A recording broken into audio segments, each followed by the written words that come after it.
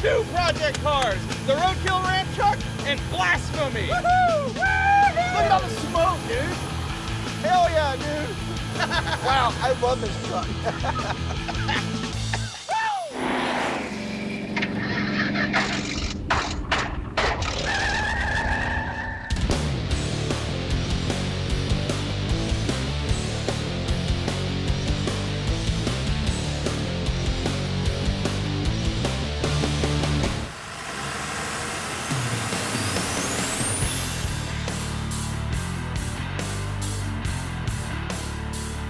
Look, everybody, the Roadkill ramp truck is back. After 3 years. Yeah, it has legit been 3 years since anyone has driven this truck or hauled anything on it. And in the next 3.5, 4 days, we are going to wire it, plumb it, put the front clip back on it, put the cooling system on it, mount 2 new seats in it, some side mirrors, and then we're gonna go pick up Blasphemy from the body shop because that car's also been out of commission for 2 years.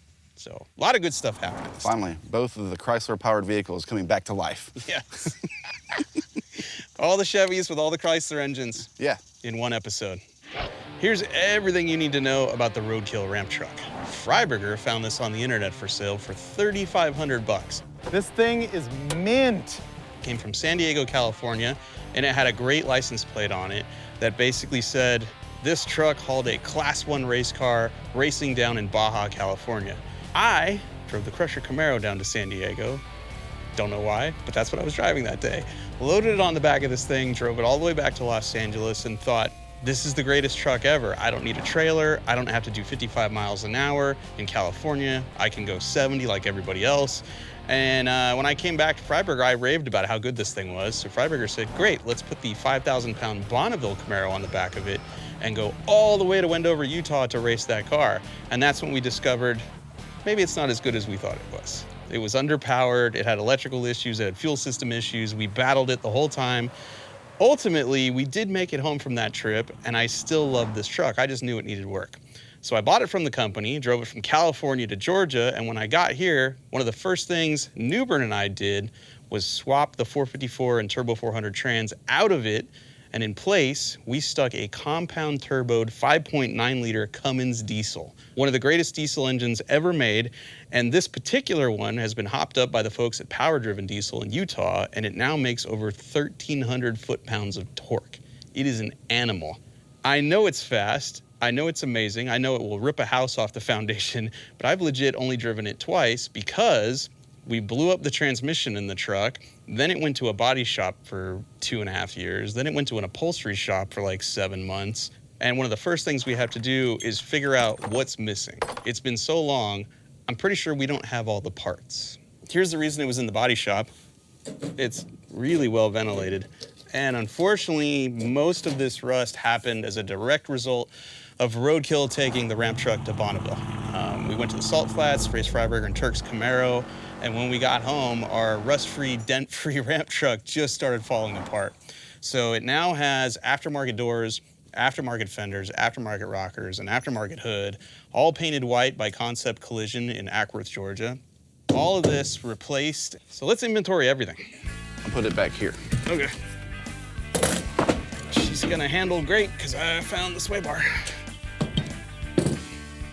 See, this is how you can tell this thing used to haul an off-road car. These are all FM radio channels. These were frequencies for different pits. I found lights. Hey, what's your thoughts on like not hooking up the heater? I don't think we need it down here. Because what if we go to Alaska? Okay, I see. Okay, yeah, let's put it on. You know. Oh, I found the air intake.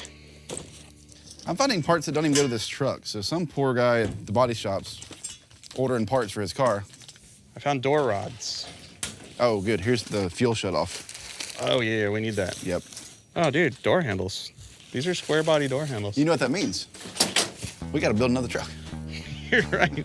There might be enough stuff here.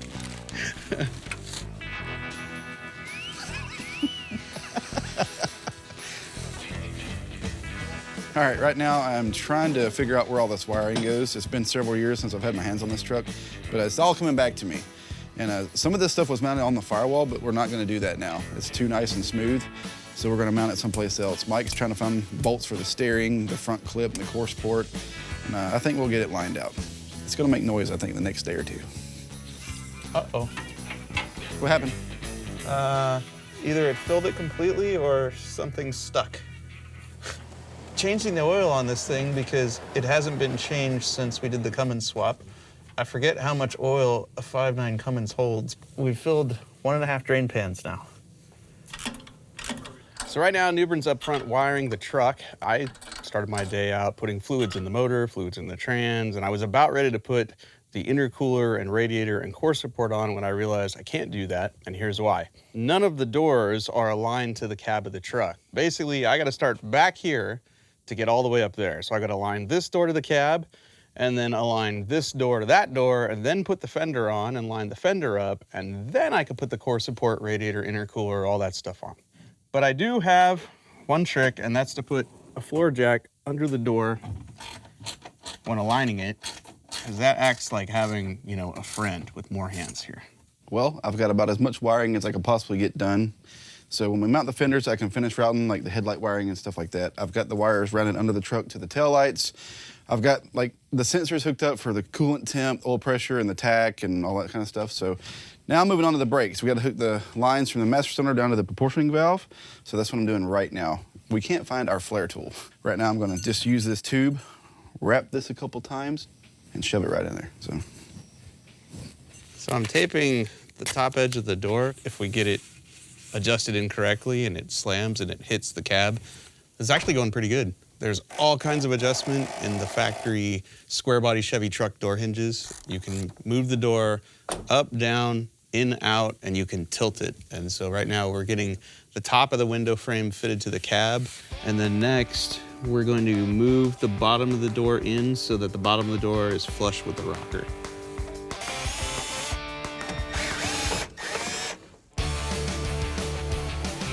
The doors are pretty much lined up to the truck, or as best as we can do it here in the garage. They are aftermarket doors going on an original Chevy truck cab, so they don't line up perfect, but they do close, they don't hit each other.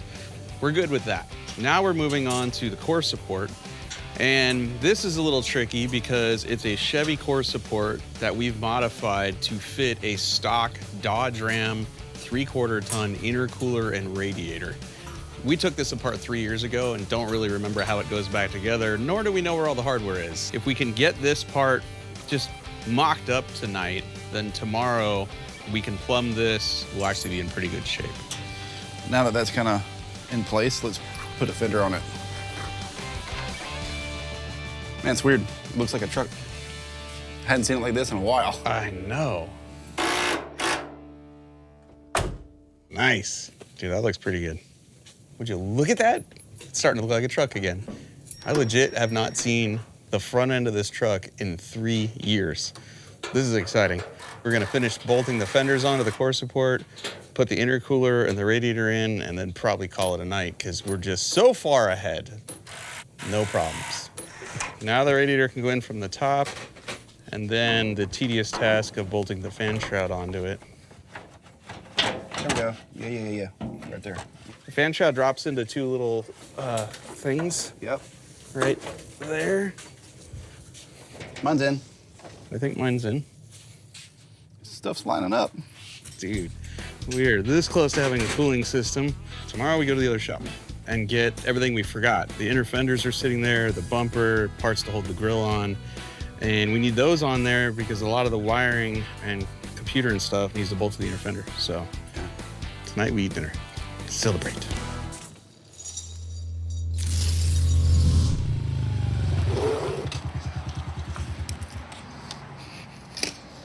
All right. We're at our storage shop right up the street, and a ton of the parts are here for the ramp truck. I thought I got everything, but apparently I left a couple pieces behind. But right now we're gonna go through this storage room. We're still missing pieces like the gas pedal and the intake tubes and stuff like that, so hopefully I can find that stuff. Oh, no. No. It's a brand new shirt. C10 parts, random junk.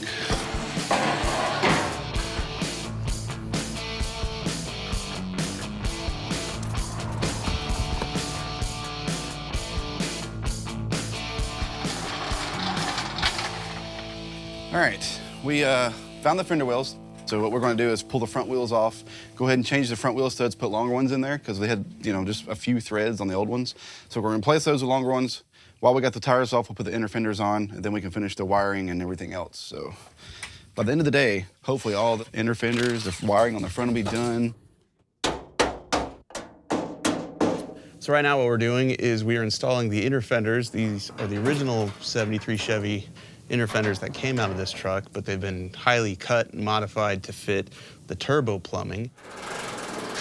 I'll jump on the wheel studs if you want to jump on like intake tubes and stuff like that. Yeah. Originally this truck came with 16-inch wheels and we upgraded to 19.5s. And when we did so, we wanted to keep the caps that came with those wheels. And you have to run a lug nut like this with threads on the outside, and this has to be metric. Originally, we put these studs in here, and they're not long enough. It caught like 4 or 5 threads, and I have found longer ones that I think will work. I hope I have the diameter of this correct. I'm gonna use one of the lug nuts to pull this in because I have no way to press it in. I'll try one, and if everything seems to go okay, I'll move to the next one. So we're having a little trouble getting these in. They're a little tight. One went in just fine. I tried to pull a second one in and it actually snapped. So right now what I'm gonna do is go and put it in the freezer and let it sit for a couple of hours because this will actually shrink the metal and make it a little bit easier to get in theory. Somehow, during the course of the last 2-3 years, we've managed to lose a few things. Some of those things are mildly important, like the charge tube that goes out of the intercooler into the intake manifold.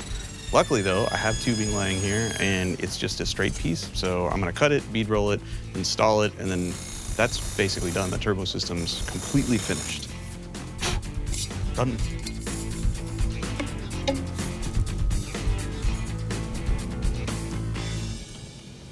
Right now, I am finishing up the wiring inside the truck. Most of the wiring in the engine compartment is finished up. We've got the wires routed to the rear of the truck. We had to extend them just a little bit because this harness is for a dually, but this has got the ramp bed on it, so it's about 8 foot longer than a standard truck. And then in here, it's pretty simple. All the wires are labeled. It tells you exactly where they go. So, you know, you shouldn't be able to screw this up, but no promises.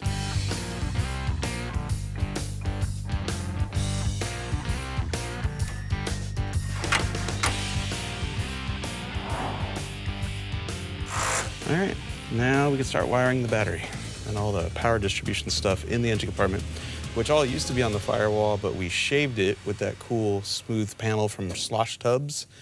Someday we'll have some cool air conditioning going through there.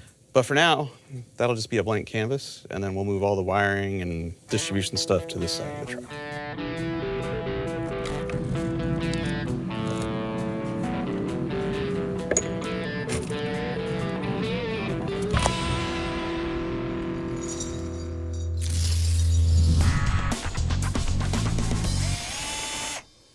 Well, I got most of the wiring done inside the truck. The gauge clutcher is ready to go in. We're waiting on the headlight switch.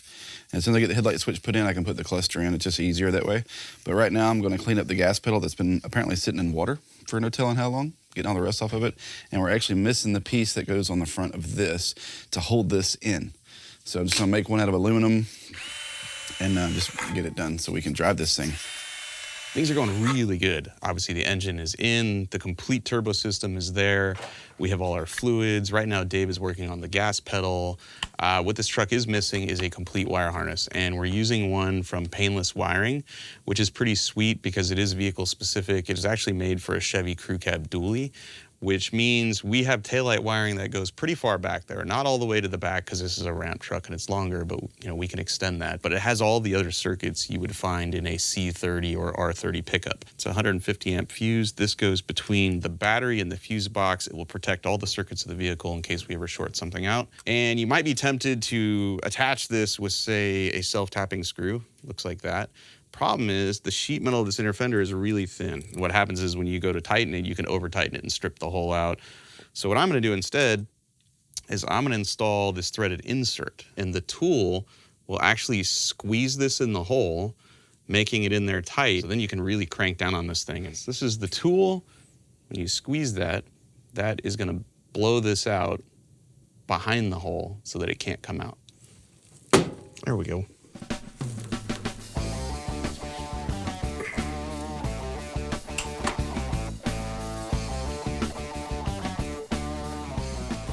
don't know what you're doing, but it's moving something out here. That'd be the throttle. Ooh, we got a gas pedal?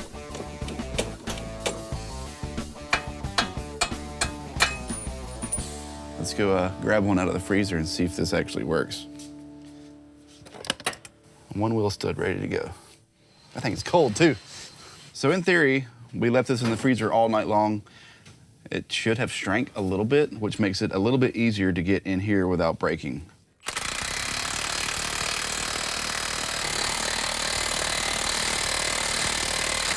Nice. Uh-oh. So did you just waste all the threads? All the threads are gone. That's impressive. How did it rip the threads off? Because I watched that thing go in until you got to the very end.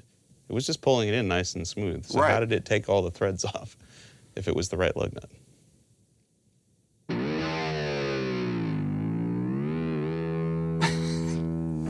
Maybe test fit it, see if it goes all the way on. The other thing I noticed is it looked like you ran out of thread. You had a spacer on there, it looked like that was in and you still had shank there. Maybe. They seem to pull in fine, but getting the lug nut back off is the problem. Maybe I should just go back to the old style lug nuts, not use these. I feel like you have this under control. I will keep wiring. I found a lug nut that screws on there all the way very freely. I feel like our chances now are a little better than they were before. If this still doesn't work, then we're gonna have to either make a tool or go rent a tool that will pull these studs in.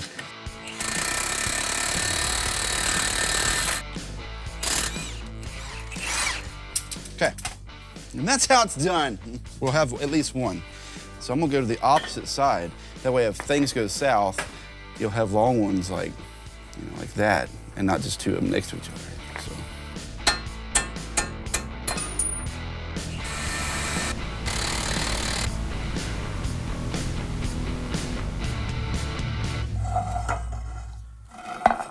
Alrighty, there's an arrow, because they have to be in phase. When we had the truck towed, we pulled this drive shaft out so it didn't burn the transmission up, because if you have all this connected and it's spinning the transmission as it's getting pulled down the road, there's no fluid getting circulated through the transmission and it'll burn it up. It's just not worth the risk.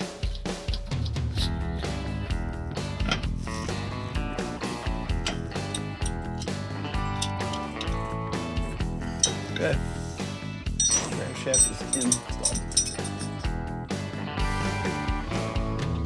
It's now time to install the gauge cluster. So Classic Instruments custom made a gauge panel for this truck. We're so close to firing this thing up. I'm getting so excited. So here we go. Okay, yeah, I kind of like it.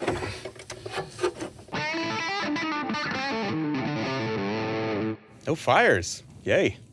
I see no reason why we shouldn't just prime the fuel system and then start it up. Mechanical fuel injection on the old 5.9, which is nice. Doesn't require very many Myers to actually make it run. What it does need though is diesel fuel, and because it's set for 3 years, we're going to take this broom handle, reach down in here on the plunger on the injection pump, and we're gonna plunge that while Newbern opens one of the delivery valves. Yeah, so I'm gonna crack this one. Once we get fuel to here, I'll tighten it back, and then I'll do like 3 of these. We'll get the fuel up to the rails up here, and then we'll turn it over and see what happens. It'll run rough at first, but then it should get all the air out. Hopefully there's fuel in that filter. We have fuel coming out of it. Do we? Mm-hmm. Old fuel. Should we try it out? Okay. Okay, ready? Oh, we got gauges. Needles moved. Really? Yep. We got no starter. All right, turn it off real quick. So what we'll do is bypass it with this little pigtail right here.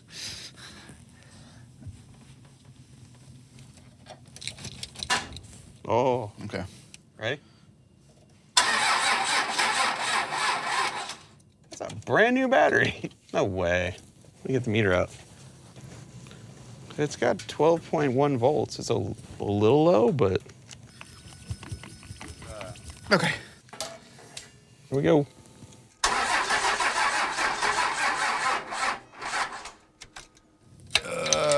Right now, we're probably looking really dumb to diesel guys.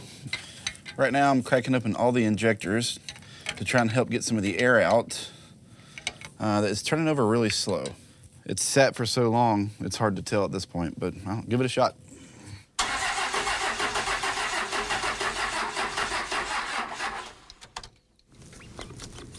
We're pretty sure we now have fuel at the delivery valves, but our fuel shutoff solenoid is not lifting up. So I think Newbern's gonna try to lift it up real quick while I turn the key, and that should make it run. Let's find out. Go for it. Here we go. Kill it. Nice. We're back. 3 years later. Yes! Dude. Oh, leaves and stuff hit me right in the face, but it's okay. Roadkill ramp truck is back. It runs. It doesn't stop. I don't even know if it moves. But the 5.9 did come back to life. Now we need a list. Need our boost controller hooked up. Because this thing, when it works, that engine makes 65 pounds of boost. It's a rocket. Front bumper. Seats. Seat belts. Why not install a line lock while you're at it? Because burnouts. Today's day 3, we made it run. I think by tomorrow afternoon, we should be test driving. And then we go get blasphemy.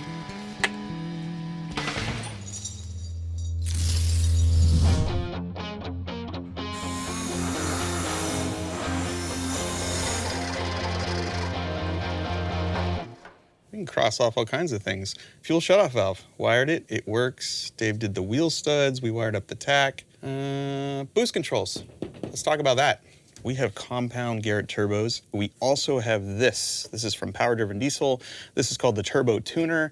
Essentially, it's a bleed valve. Now, our big turbo has an internal wastegate that we don't want to be active right away.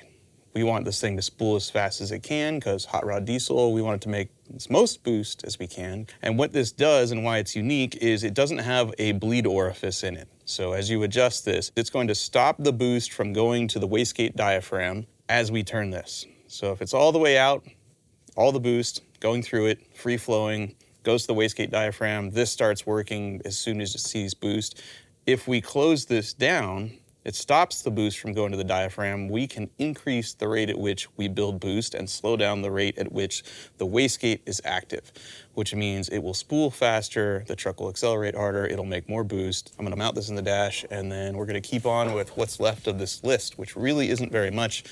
I think today's the day we go for a test drive. There we go. Now we got a boost controller. So, medium rod, hot rod. That's all the boost. And then this is some of the boost, and then this is very little boost. And then up here is the Power Driven Diesel AFC Live. This controls the fueling of the motor. It's temporarily mounted because roadkill, but basically you can fine tune how much fuel the engine's gonna get and how quick it's gonna get it.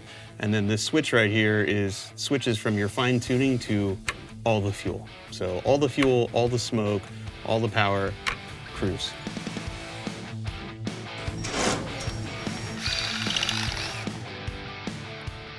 We are nearing the end. I don't mean like done with the build, because what build is ever done, really, especially on roadkill. But we are getting close to driving the truck. But before we do that, because we're so confident that the drive is gonna go great, that we're gonna go just straight to spinning tires. And that's where this little doohickey comes in. This is a Hurst line lock. Essentially, this is an electronic solenoid valve for your brakes. And the way it works is you put your foot on the brake pedal, mash it to the floor, then push a little button that energizes this deal. This deal is going to hold the front brakes. You're going to let your foot off the brake pedal, which is going to release the back brakes, which means you're free to do burnouts for as long as the tires will last. We're going to use this because ramp truck. This seat's really heavy.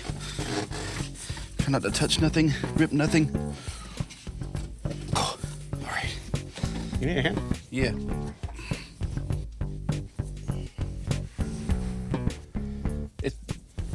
It's big. It looks really tall. Dude, you're not gonna. Did y'all look at these at all? It's been 3 years, I don't know. Come, I want you to sit in it. All right, all right. The back seat, on the other hand, is money. That's the stock back seat. Exactly. These are the junkyard seats out of a Tahoe. They look really comfy. Look at their power. Yeah, I mean, if they were wired, they'd power. Get in there. Okay. Well, I always wanted to drive a big rig, you know? You are half-inch from the ceiling. Hook a power drill to it, or not a power drill, hook a cordless battery to it and see if it'll lower down. Okay. Because it does look like it's up.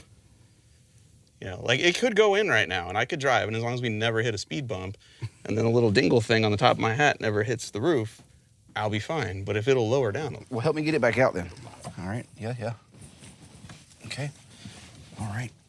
I got a, what looks like a black with a white stripe, brown with a white stripe, green, another brown, white stripe, and white. So right now we're using one of Milwaukee's little 12-volt batteries, and I have some wires rigged up here just for testing purposes. And we're gonna hook it to the harness of the seat to see if the seat functions. Aha! All right, there's forward and back. Won't go any further up. Aha, because it was all the way up, dude. Hold on. All right, go. Yes! We just gained probably 1.5 inches right there. It'll be like right there. Ah, that's better. Let's drill some holes.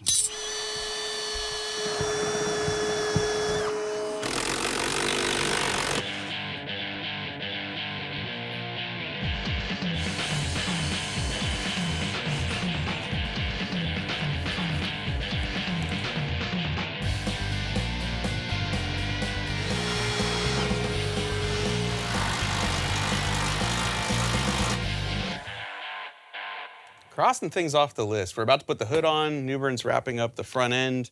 That leaves sway bar, winch battery, bleed brakes, dash braces. Some of this stuff, it's the end of day 4. We're just not gonna do it. Winch battery will have to happen because Blasphemy has no motor, and I don't think we're pushing it up these ramps, so. It is time to bleed the brakes. Okay, here we go. 1, 2, 3, holding, All right, go ahead. holding. All right, check the reservoir, make sure. I've got a ton of air out. All right. So it's very important to bleed your brakes, especially after you've completely gone through this system, because it's going to be full of air. You want to start from the furthest wheel from the master cylinder, is what I've always been taught. So you do the back first, then you do the front passenger, then you do the front driver. Do we get some fluid? I used some fluid. I got you something. Hold on.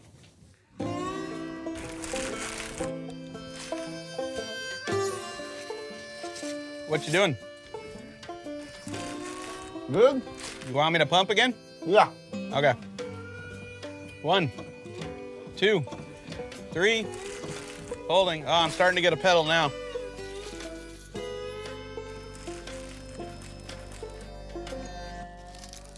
It was hard work. So there's no leaks, so the brakes are going to work perfectly fine. We can test out our line lock once we get outside, but right now I'm putting the sway bar on. Then we can go for a test drive once we put the front wheels back on it. We actually have threads coming out of the end of the lug nut now versus just catching like 4 threads to the inside there. So I feel much better about that than our previous setup.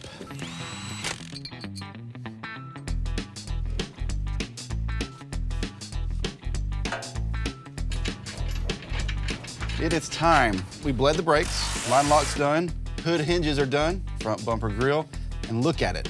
We've looked at it a bunch. I'm ready to drive it now. Let's go drive it. Enough looking. Let's get it off the jack stands. Just slide it right out. Oh, yeah.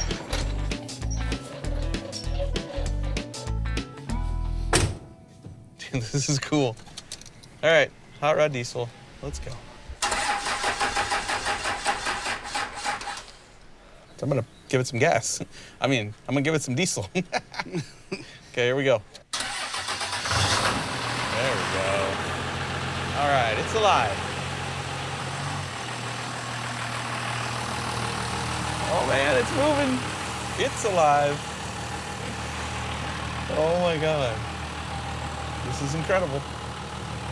This is incredible. It's got 80 pounds of oil pressure. It's got 13.5 volts, so the alternator's working. Half a tank of fuel. Says it's idling at 400 RPM. Hey, let's read his text about checking the trans. All right, shift it into neutral. All right, then shut it off. Reverse neutral. 15 seconds, then shut it off. Fill till it's in the middle of the first S curve on the dipstick. All right. So he wants fluid all the way up the dipstick tube, huh? Oh yeah, there's nothing on the dipstick. Okay, so that means it probably is going to take another 2 or 3. At least. Nature's not stopping us today. That's how long we've been at this.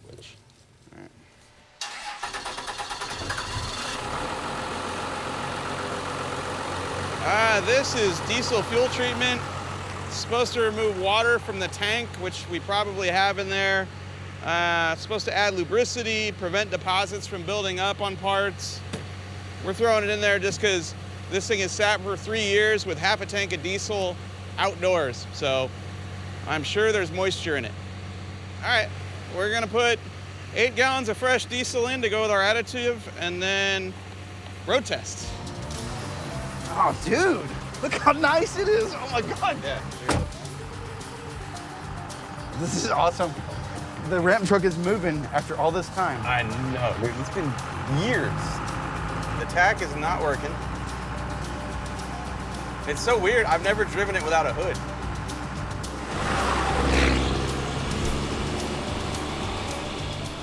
Oh my God, it's working. I hear the turbos. Dude, it's spunky. Completely spunky.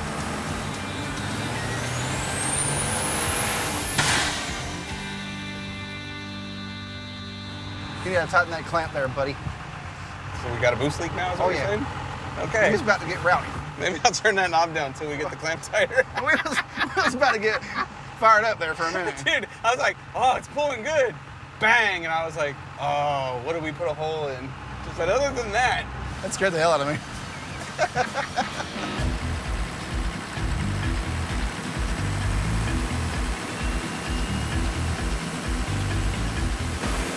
All right, I'll go back to the house.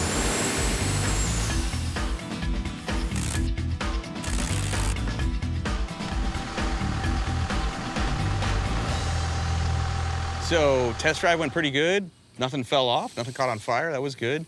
And then we swooped in behind a building to see if we would do burnouts, and it doesn't want to do burnouts. It's clearly making a lot of power and a lot of smoke, but the brakes, which are now disc brakes all the way around with a brand new master cylinder, won't let it do burnouts. So we engaged the line lock to just use the front brakes, but the front brakes don't seem to be enough to hold this 9,000-pound beast from rolling. Yeah, it's got 1,400 foot-pounds of torque. It's a lot to hold back, you know? Yeah, we'll try the line lock one more time, and then go home, put a hood on it, and go get blast screen back. Let's see what we can do. Okay. Line lock engaged. First gear, let's go. Oh. You just ran over those rocks, dude. Damn it. Let me move the rocks. Try one more time. Yeah, put the rocks back and I'll foot brake it. Okay. Ready? Okay, here we go.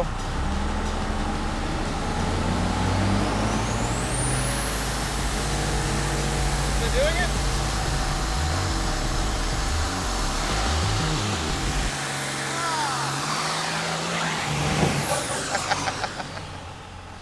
Oh boy. Well, they spun. They started to spin, then the brakes wouldn't hold it. But the brakes also work so good that they don't want to spin. So you let off the brakes to get them to spin, then you can't hold it still. This thing used to do wicked burnouts when it had a bone stock rear end and drum brakes. I think the brakes work too good. It started to. You give it brakes to hold it, but then you got to let off to get it to spin. Once it spins, you try to get back on the brakes to hold it, and it drives right through them. Yeah, it started to spin. And then when you went over the rocks exploded, and like one flew by me. I had to run away.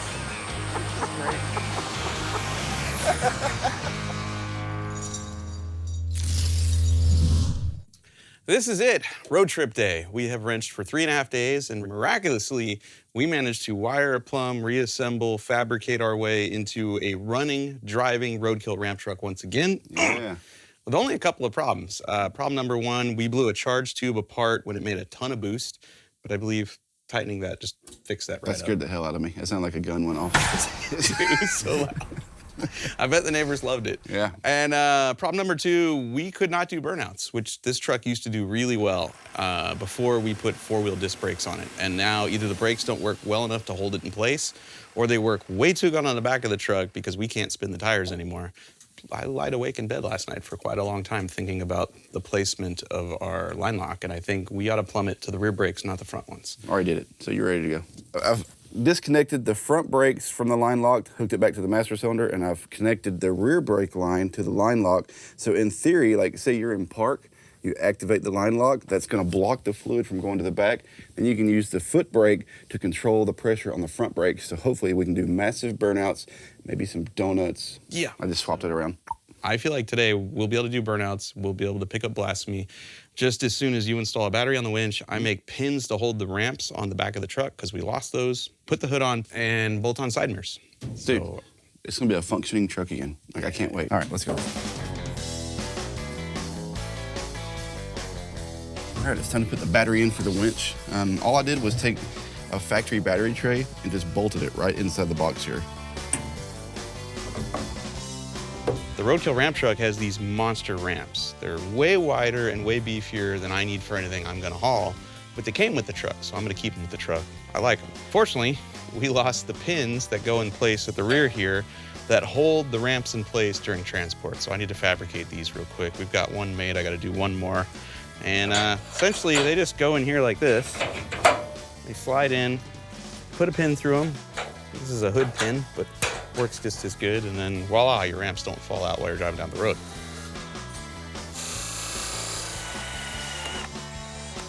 The battery is installed for the winch. Nothing caught on fire, which is good. Let's see if it goes in. All right, both directions worked, so I'm calling that a success.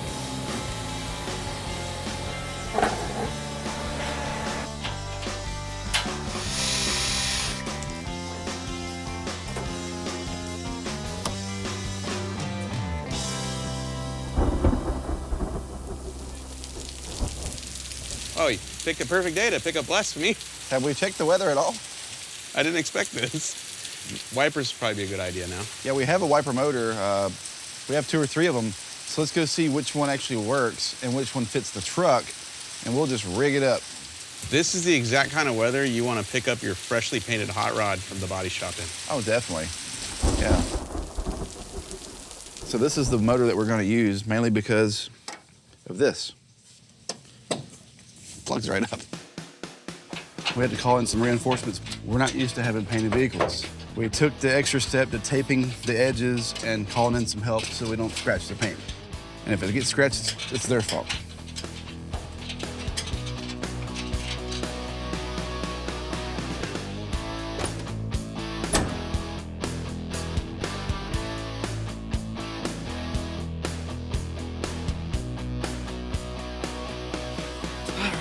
Dude, look how good it looks with the mirrors and like the new glass and the new paint.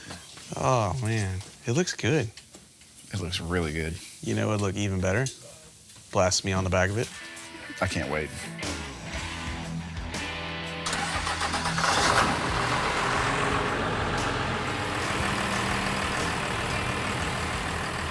Oh, man. It's got a hood now.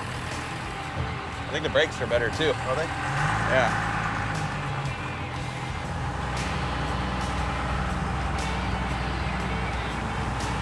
Mirrors are good. Can you pull that one in just a hair? There you go. With the road being damp, there's a much greater chance of this thing destroying the tires. Just saying, and we need to try out the line lock.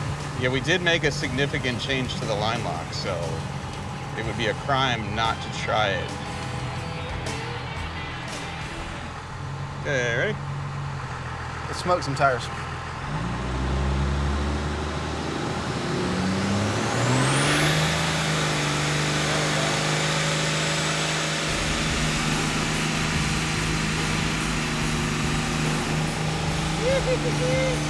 Now it's doing it.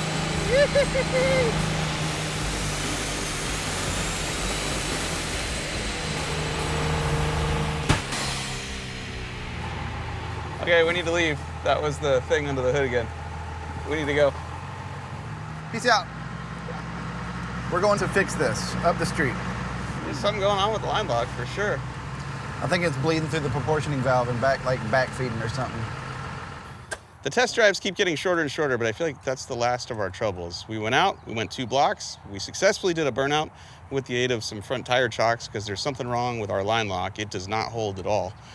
During the course of doing that, we used all the boost. We don't have a boost gauge, but I'm guessing it was over 60 pounds. Oh, yeah. And it blew the coupler apart on the outlet of our big turbo, which is the second time this has happened. And I'm thinking the powder coating on the tube and the minimal bead roll at the end of it is just not enough to hold it together. So we're going to tighten things up and hit the road and just go straight to the body shop to get Blasphemy. I'm confident we'll get there.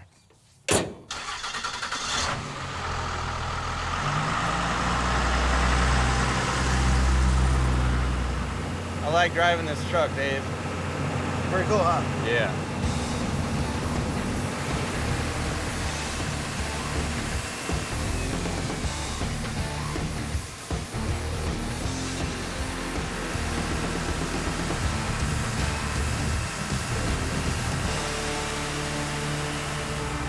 We made it.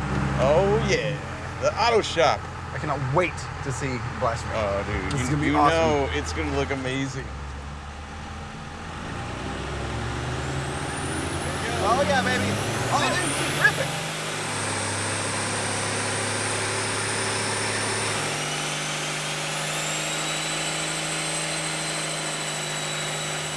Hell yeah, dude. Dude, that's 4-wheel burnouts right there. Right now, we are at the auto shop in Butler, Georgia, and this is the spot where Blasphemy has spent the last few months getting resurrected. Drag Week 2019 was pretty hard on the car. It came home with cracked quarter panels, a couple other issues, but more importantly, there were just certain things about the car I wanted to change up, and so we sent it here to get a new flat black paint job and a gold roof and a gold dash, and reunite it with the Roadkill Ram truck, because it's been a while. Want to go see it? Yeah, I do. Let's go see it. Let's go see it.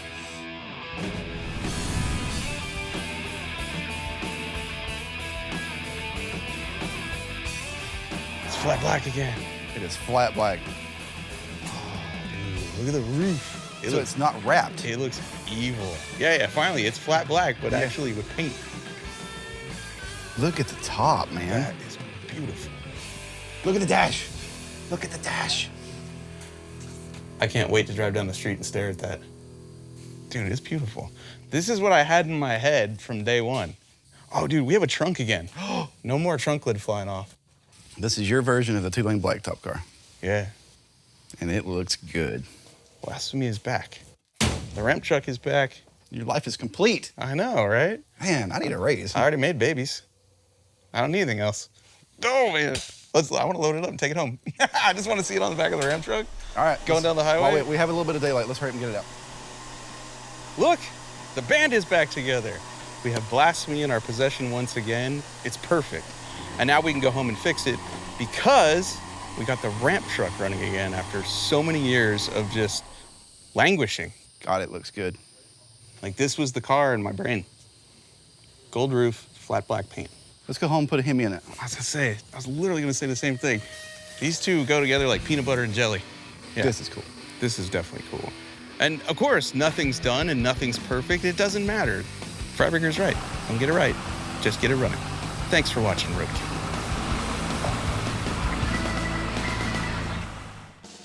So now we gotta push it. Yeah, dude, this thing weighs like 8,000 pounds. We have to turn it and push it. And it's facing the wrong way. Yeah, that's what I was about to say. It's Yeah. the wrong way. I'll steer. What? Seems fair. It rolls great. Do you have the brakes? The wheel? Okay. Just give me 13 or 14 minutes and I'll get the wheel turned. Oh, yeah. Is that good? Oh, yeah, we're doing great. Are we almost there? I gotta end up where we were.